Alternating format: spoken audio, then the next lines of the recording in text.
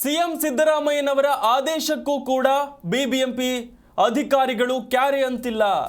ಬಾಬುಸಪಾಳ್ಯ ಕಟ್ಟಡ ದುರಂತದ ಬಳಿಕವೂ ಕೂಡ ಬಿಬಿಎಂಪಿ ನಿದ್ದೆ ಮಾಡ್ತಿದ್ಯಾ, ಎಚ್ಚೆತ್ತುಕೊಂಡಿಲ್ವಾ ಅನ್ನುವಂಥ ಪ್ರಶ್ನೆ ಕೇಳಿ ಬರ್ತಿದೆ. ಬಿಬಿಎಂಪಿ ವ್ಯಾಪ್ತಿಯ ಅನಧಿಕೃತ ಕಟ್ಟಡಗಳ ಪತ್ತೆಗೆ ಬಿಬಿಎಂಪಿ ನಿರ್ಲಕ್ಷ್ಯದ ಧೋರಣೆ ತೋರಿಸ್ತಾ ಇದೆ. ಸಿಎಂ ಸಿದ್ದರಾಮಯ್ಯನವರು ಸೂಚನೆ ಕೊಟ್ಟು 2 ತಿಂಗಳಾದರೂ ಕೂಡ ಇನ್ನೂ ಕೂಡ ಅಧಿಕಾರಿಗಳು ಸರ್ವೆಯನ್ನ ಮುಗಿಸಿಲ್ಲ. ಸಿಎಂ ಸಿದ್ದರಾಮಯ್ಯನವರ ಆದೇಶಕ್ಕೂ ಕೂಡ ಬಿಬಿಎಂಪಿ ಅಧಿಕಾರಿಗಳು ಕ್ಯಾರೆ ಅಂತಿಲ್ಲ. ಬಾಬುಸಪಾಳ್ಯ ಕಟ್ಟಡ ಕುಸಿತ ದುರಂತದ ಬಳಿಕವೂ ಕೂಡ ಇನ್ನೂ ನಿದ್ದೆ ಮಾಡ್ತಿದ್ದಾರೆ ಬಿಬಿಎಂಪಿ ಅಧಿಕಾರಿಗಳು ಅನ್ನುವಂತಹ ಪ್ರಶ್ನೆ. ಇಂತಹ ಒಂದು ದೊಡ್ಡ ದುರಂತ ಸಂಭವಿಸಿದ ಬಳಿಕವೂ ಕೂಡ ಸರ್ವೆ ಮಾಡೋದಕ್ಕೆ ನಿರ್ಲಕ್ಷ್ಯದ ಧೋರಣೆ ತೋರಿಸ್ತಾ ಇದ್ದಾರೆ ಅಧಿಕಾರಿಗಳು ಅನ್ನುವಂಥ ಒಂದು ಅನುಮಾನ ಸದ್ಯ ವ್ಯಕ್ತವಾಗ್ತಾ ಇದೆ. ಸಿದ್ದರಾಮಯ್ಯನವರು ಸರ್ವೆಗೆ ಸೂಚನೆ ಕೊಟ್ಟು 2 ತಿಂಗಳು ಕಳೆದರೂ ಕೂಡ ಇನ್ನೂ ಕೂಡ ಅಧಿಕಾರಿಗಳು ಸರ್ವೆಯನ್ನ ಮುಗಿಸದೆ ಇರೋದು ಇಷ್ಟೆಲ್ಲ ಪ್ರಶ್ನೆಗಳಿಗೂ ಕೂಡ ಕಾರಣ ಆಗಿದೆ ಅಂತಲೇ ಹೇಳಬಹುದು. ಬಾಬುಸಪಾಳ್ಯ ಕಟ್ಟಡ ಕುಸಿತ ದುರಂತ ಸಾವು ನೋವುಗಳಿಗೂ ಕೂಡ ಕಾರಣವಾಗಿತ್ತು. ಇಂತಹ ಒಂದು ಅನಾಹುತ ಸಂಭವಿಸಿದ ಬಳಿಕವೂ ಕೂಡ ಬಿಬಿಎಂಪಿ ಅಧಿಕಾರಿಗಳು ಎಚ್ಚೆತ್ತುಕೊಂಡಿಲ್ವಾ ಅನ್ನುವಂಥ ಪ್ರಶ್ನೆ. ಇನ್ನು 1 ವಾರದಲ್ಲಿ ಸಮೀಕ್ಷೆ ಮುಗಿಸಿ ವರದಿ ಕೇಳಿದ್ರು ಸಿಎಂ ಸಿದ್ದರಾಮಯ್ಯ. ಆದರೆ ವರದಿ ನೀಡುವಂತೆ ಸಿಎಂ ಪಾಲಿಕೆ ಅಧಿಕಾರಿಗಳಿಗೆ ಸೂಚನೆ ಕೂಡ ನೀಡಿದ್ರು. ಆಮೆಗತಿಯಲ್ಲಿ ಸಾಗ್ತಾ ಇದೆ ಪಾಲಿಕೆಯ 8 ವಲಯಗಳ ಅಕ್ರಮ ಕಟ್ಟಡ ಸರ್ವೆ. ಇಷ್ಟೊತ್ತಿಗಾಗಲೇ ಸರಿಯಾಗಿ ಕೆಲಸ ಮಾಡಿದ್ರೆ ಸರ್ವೆಯ ವರದಿ ಸಿಎಂ ಕೈ ಸೇರಬೇಕಿತ್ತು. ಆದರೆ ಆಮೆಗತಿಯಲ್ಲಿ ಈ ಒಂದು 8 ವಲಯಗಳ ಪಾಲಿಕೆಯ ಅಕ್ರಮ ಕಟ್ಟಡ ಸರ್ವೆ ಸಾಗ್ತಾ ಇದೆ ಎನ್ನುವಂಥದ್ದು. ನಾಮಕಾವಸ್ಥೆಗೆ ಸರ್ವೆ ಕಾರ್ಯ ಮಾಡ್ತಿದ್ದಾರಾ ಬಿಬಿಎಂಪಿ ಅಧಿಕಾರಿಗಳ ತಂಡ ಅಂತ. ಅಕ್ಟೋಬರ್ನಲ್ಲಿ ಬಾಬುಸಪಾಳ್ಯ ಈ ಒಂದು ಕಟ್ಟಡ ದುರಂತ ಸಂಭವಿಸಿತ್ತು. ಆ ಬಳಿಕ ಸಿಎಂ ಸಿದ್ದರಾಮಯ್ಯನವರು ಅನಧಿಕೃತ ಕಟ್ಟಡಗಳು, ಈ ರೀತಿಯ ಕಟ್ಟಡಗಳ ಸರ್ವೆಗೆ ಸೂಚನೆ ಕೊಟ್ಟು ವರದಿ ಕೇಳಿದ್ರು. ಆದರೆ ಈ ಘಟನೆ ನಡೆದು ಇಷ್ಟೆಲ್ಲ ದಿನಗಳಾದರೂ ಕೂಡ, ಸೂಚನೆ ಕೊಟ್ಟು 2 ತಿಂಗಳಾದರೂ ಕೂಡ ಇನ್ನೂ ಬಿಬಿಎಂಪಿ ಅಧಿಕಾರಿಗಳು ಸರ್ವೆ ಮುಗಿಸಿಲ್ಲ.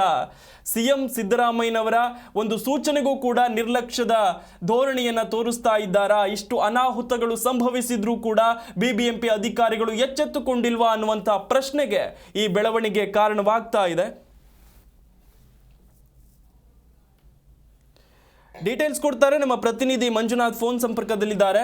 ಮಂಜುನಾಥ್, ಬಾಬುಸಪಾಳ್ಯ ಕಟ್ಟಡ ಕುಸಿತ ದುರಂತದ ಬಳಿಕ ಸಿಎಂ ಸಿದ್ದರಾಮಯ್ಯನವರು ಈ ರೀತಿಯ ಕಟ್ಟಡಗಳ ಸರ್ವೆಗಾಗಿ ಬಿಬಿಎಂಪಿ ಅಧಿಕಾರಿಗಳಿಗೆ ಖಡಕ್ ಆಗಿ ಸೂಚನೆ ಕೂಡ ಕೊಟ್ಟಿದ್ರು. ಆದರೆ ಸೂಚನೆ ಕೊಟ್ಟು 2 ತಿಂಗಳು ಕಳೆದರೂ ಕೂಡ ಇನ್ನೂ ಕೂಡ ಸರ್ವೆ ವರದಿ ಸಿಎಂ ಸಿದ್ದರಾಮಯ್ಯನವರ ಕೈ ಸೇರಿಲ್ಲ.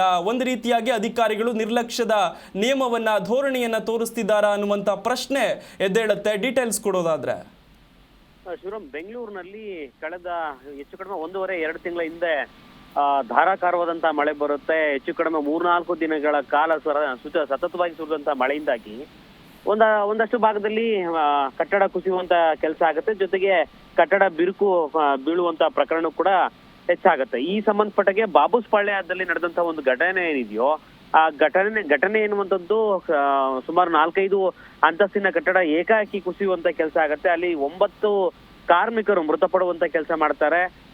ವಿವಿಧ ರಾಜ್ಯಗಳಿಂದ ಬೆಂಗಳೂರಿಗೆ ಕೆಲಸವನ್ನು ಆಯ್ಕೆ ಬಂದಂತಹ ಕಾರ್ಮಿಕರು ಮೃತಪಟ್ಟು ಆ ಒಂದು ಜಾಗದಲ್ಲಿ ಘನಘೋರವಾದಂತಹ ಘಟನೆ ನಡೆಯುತ್ತೆ ಎನ್ನುವಂತ ನಿಟ್ಟಿನಲ್ಲೂ ಕೂಡ ಇಡೀ ರಾಜ್ಯಕ್ಕೆ ತಲ್ಲಣ ಮೂಡುವಂತ ಕೆಲಸ ಆಗುತ್ತೆ. ಈ ಒಂದು ಹಿನ್ನೆಲೆಯಲ್ಲೇ ಸ್ಥಳಕ್ಕೆ DCM ಅವರು ಭೇಟಿ ಕೊಡ್ತಾರೆ, ಸಿಎಂ ಅವರು ಕೂಡ ಭೇಟಿ ನೀಡ್ತಾರೆ. ಅಲ್ಲಿನ ಮೃತರ ಕುಟುಂಬಗಳಿಗೆ ಸಾಂತ್ವನ ಹೇಳುವಂತ ಕೆಲಸ ಮಾಡ್ತಾರೆ. ಅದಾದ ಬಳಿಕ ಬಿಬಿಎಂಪಿಯನ್ನ ತರಾಟೆಗೆ ತೆಗೆದುಕೊಂಡು ಬಿಬಿಎಂಪಿ ವ್ಯಾಪ್ತಿಯಲ್ಲಿ ಅನಧಿಕೃತವಾಗಿ ನಿರ್ಮಾಣ ಆಗಿರುವಂತ ಕಟ್ಟಡಗಳನ್ನ ಪತ್ತೆ ಹಚ್ಚುವಂತಹ ಕೆಲಸ ಬಿಬಿಎಂಪಿ ಮಾಡಬೇಕು ಎನ್ನುವಂತ ನಿಟ್ಟಿನಲ್ಲಿ ಆ ಕೂಡಲೇ ಸೂಚನೆಯನ್ನ ಕೊಡ್ತಾರೆ. ಸಿಎಂ ಸೂಚನೆ ಕೊಟ್ಟು 2 ತಿಂಗಳಾದ್ರೂ ಕೂಡ ಸರ್ವೆ ಕಾರ್ಯ ಮಾಡುವಂತ ಬಿಬಿಎಂಪಿ ಏನಿದೆಯೋ ಅದು ಬಿಬಿಎಂಪಿ ಅಧಿಕಾರಿಗಳ ನಿರ್ಲಕ್ಷ್ಯ ಧೋರಣೆ ಎನ್ನುವಂಥದ್ದು ಗೊತ್ತಾಗ್ತಾ ಇದೆ.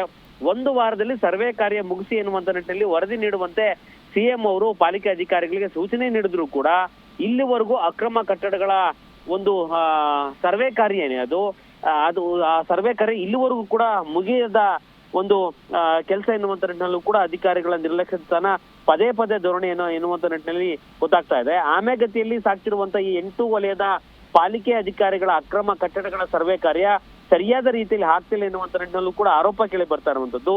ಕಟ್ಟಡ ಕುಸಿತದಿಂದ 9 ಮಂದಿಗೆ ಆದಂತಹ ನ್ಯಾಯ ಬೇರೆಯವರಿಗೆ ಆಗ್ಬಾರ್ದು ಎನ್ನುವಂತ ನಿಟ್ಟಿನಲ್ಲಿ ವಲಯವಾರು ಗುರುತಿಸಲಾಗಿರುವಂತಹ ಈ 2280 ಕಟ್ಟಡಗಳ ಸಂಬಂಧಪಟ್ಟ ಹಾಗೆ ಸರಿಯಾದ ಒಂದು ರೀತಿಯಾದಂತ ಒಂದು ನಕ್ಷೆ ಮಂಜೂರಾತಿ ಸಂಬಂಧಪಟ್ಟ ಯಾರು ಪಡೆದಿಲ್ವ ಎನ್ನುವಂತಲ್ಲೂ ಕೂಡ ರಿಪೋರ್ಟ್ ಅನ್ನ ಕೊಡ್ಲಿಕ್ಕೆ ಬಿಬಿಎಂಪಿ ಅಧಿಕಾರಿಗಳು ಹಿಂದೆ ಮುಂದೆ ತುಳಿತಾ ಇದ್ದಾರೆ. ಈ ಮೂಲಕವಾಗಿ ಗೊತ್ತಾಗತ್ತೆ ಬಿಬಿಎಂಪಿ ಒಳಗಡೆ ಇರುವಂತಹ ಅಧಿಕಾರಿಗಳು ಸರ್ವೆ ಕಾರ್ಯ ಆಗ್ಬೋದು ಸೇರಿದಂತೆ ಬಿಬಿಎಂಪಿ ವ್ಯಾಪ್ತಿಯಲ್ಲಿ ಕಟ್ಟಡವನ್ನ ಕಟ್ಟುವಂತ ಸಂದರ್ಭದಲ್ಲಿ ಯಾರ್ಯಾರು ನಕ್ಷೆಗೆ ಮಂಜೂರಾತಿ ಪಡೆದುಕೊಂಡಿರ್ತಾರೋ ಆ ಕಟ್ಟಡ ಸಂಬಂಧಪಟ್ಟಾಗೆ ಜಾಗ ಸರಿಯಾಗಿದೆಯಾ, ಕಟ್ಟಡವನ್ನು ಸರಿಯಾಗಿ ಕಟ್ಟಿದಾರಾ ಎನ್ನುವಂತ ನಿಟ್ಟಿನಲ್ಲಿ ಸರಿಯಾದ ರೀತಿಯಲ್ಲಿ ತಾಳೆ ಹಾಕದೆ ಭ್ರಷ್ಟಾಚಾರವನ್ನ ಮಾಡಿಕೊಂಡು ಕಟ್ಟಡಗಳನ್ನ ಅನುಮತಿ ಕೊಟ್ಟಿರ್ತಾರೆ, ಜಾಗವನ್ನ ಅನುಮತಿ ಕೊಟ್ಟಿರ್ತಾರೆ ಎನ್ನುವಂತರಲ್ಲೂ ಕೂಡ ಆರೋಪ ಕೇಳಿ ಬರ್ತದೆ. ಇದೇ ಕಾರಣಕ್ಕಾಗಿ ಸಿಎಂ ಅವರ ಕೊಟ್ಟಂತ ಸೂಚನೆಯ ಡೇಟ್ ಏನಿದೆಯೋ ಆ ಡೇಟ್ ಮುಗಿದು 1.5-2 ತಿಂಗಳಾದ್ರೂ ಕೂಡ ಅದು ಸಂಬಂಧಪಟ್ಟಾಗೆ ಸರಿಯಾದ ರೀತಿಯಲ್ಲಿ ಲೀಸ್ಟ್ ಅನ್ನ ಕೊಟ್ಟಿಲ್ಲ, ಸರ್ವೆ ಕಾರ್ಯ ಮುಗ್ದಿಲ್ಲ ಎನ್ನುವಂತರಲ್ಲೂ ಕೂಡ ಈ ರೀತಿಯಾದ ಒಂದು ಲಕ್ಷಣ ಕಾಣ್ತಾ ಇದೆ.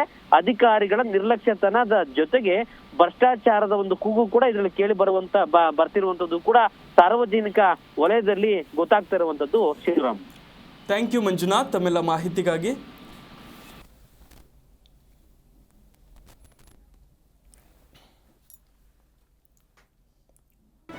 ಜಿ ಕನ್ನಡ ನ್ಯೂಸ್ ಈಗ ನಿಮ್ಮ ಮನೆಯಲ್ಲೇ ನೋಡಿ, ಎಲ್ಲ ಕೇಬಲ್ಗಳಲ್ಲಿ ಈಗ ಲಭ್ಯ. ನಿಮ್ಮ ನೆಚ್ಚಿನ ಜಿ ಕನ್ನಡ ನ್ಯೂಸ್ ಈಗ ಸನ್ ಡೈರೆಕ್ಟ್ ನಲ್ಲಿ number 292, Tata play number 1664, Jio TV number 1334, NXT digital number 30, in cable number 30, city networks 51, U digital number 162, GTPL number 17, Rockline telecommunications number 42, Shri Basaveshwara cable number 168, rural cable network 60, Vinayaka digital 57, Abhishek cable 821, city channel 53, Siddeshwara cable network 57, ವಿ4 digital infotech 628, Surya digital networks 53, Gajanan digital number 836, Malnad infotech private limited number 56, metrocast number 830, victory digital number 167ರಲ್ಲಿ ನೋಡಿ ಆನಂದಿಸಿ.